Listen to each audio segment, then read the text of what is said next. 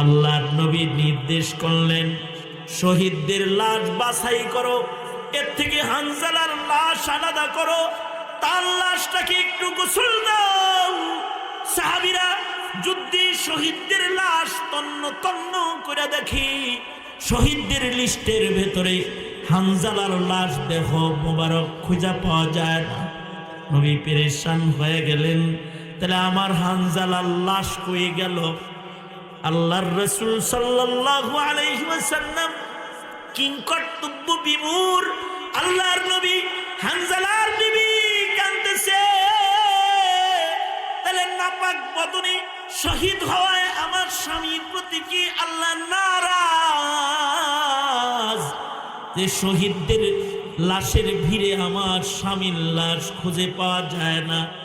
সবাই যখন পেরেশান, ওই সময় জিব্রাইল এসে বলে, সরকার গো, সব শহীদ এক সমান না, হানজালা এত দামি এক শহীদের নাম। ওগো আল্লাহর নবী, যার আমল নামার নাপাক খালি আল্লাহ নিজে ধুয়েছে তা না, আকাশের দিকে নজর করুন, তাকায় দেখেন হানজালার লাশ আসমানে আল্লাহ তাআলা নিজ জিম্মায় আকাশে উঠায়া, দুনিয়ার পানি না, জান্নাতের পানি দ্বারায় তাকে আকাশে গোসল দিতেছে।